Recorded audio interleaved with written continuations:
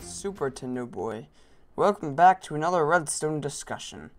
So I haven't done these for a while, and this time I have something that I never really hear brought up too much, and that's block detection when it collides with an entity.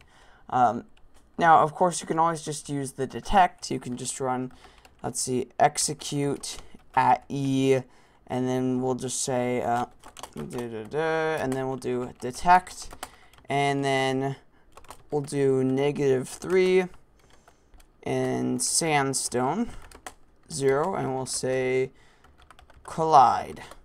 And as you can see, me and an entity named Bouncy said collide because we have sandstone under us.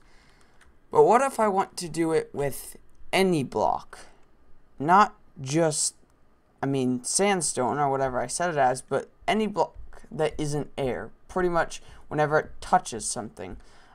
So I did something like this for my freeze the nether one command, and pretty much what I did there was, let's just look at these commands here. Oh, that's my fill clock.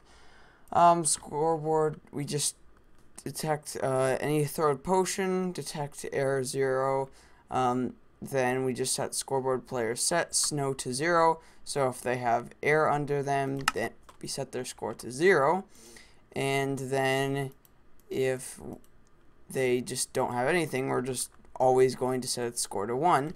So if it has under it, it's 0. If, well, it just tries to always set it to 1.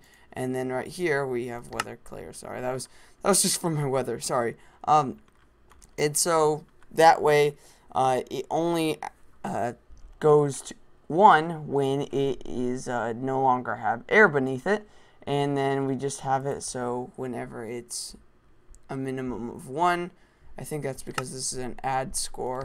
Let's see. Yeah, this is an adding score. If it ever reaches 2 and doesn't get reset back, then we just set it to water. So when I throw it, as you can see, it just drops water off there.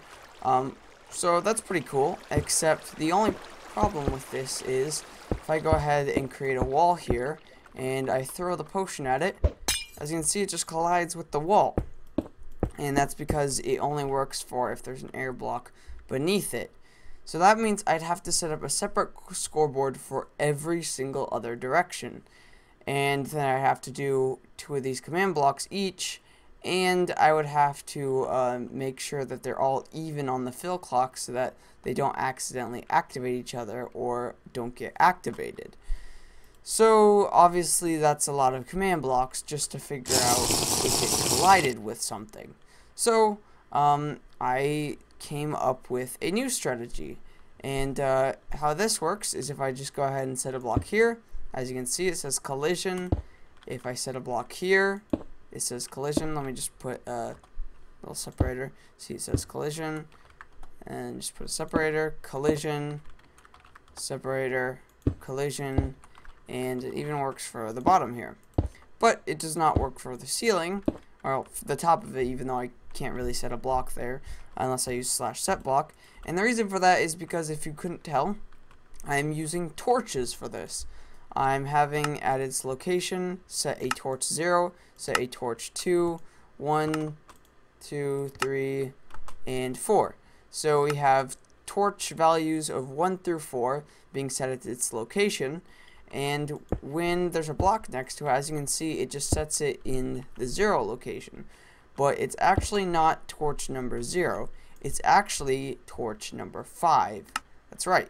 If you try to set all 5 of these at once, then it will just set torch 5 whenever there is a block near it, which doesn't really make any sense, but that's okay. I'm not really going to question it.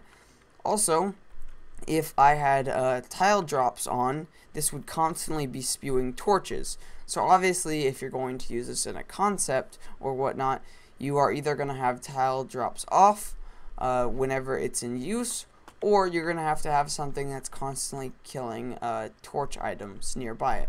And then we just have a tell raw command that says collision here. Now, there's still a big problem with this. No matter which direction I set it to, it's still going to set the torch to 5. So it really doesn't matter which wall or if I set it on the bottom, I can test for if it's colliding, but I can't test for in which direction it's colliding, unless I were to use this method with all 5 scoreboards and the 10 command blocks. So that's why I've made this a redstone discussion video and not a showcase video, because I want to ask you guys your input. I want to know how you would do this, what different flaws you see with these two systems, maybe different ways I could figure out to see which wall it's touching, because that way what we could do is we could make entities that bounce. If it's touching the bottom, then we set its motion upward. If it's touching that wall, we set its motion that way. That way we could have something that just kind of, bounces around by hitting stuff. But for now, we can pretty much just test for collision, unless we want to do this system. I haven't actually tried this all out, setting up each individual one, but if you guys are willing to, go ahead, be my guest. I'd love to see how it turns out. And yeah, just tell me what you think. If you have any other ideas, make sure to put them in the comments below. I have some really cool stuff coming out. I know I said that before, but I think you guys are going to be pretty excited about that. But I think besides that, have a wonderful day.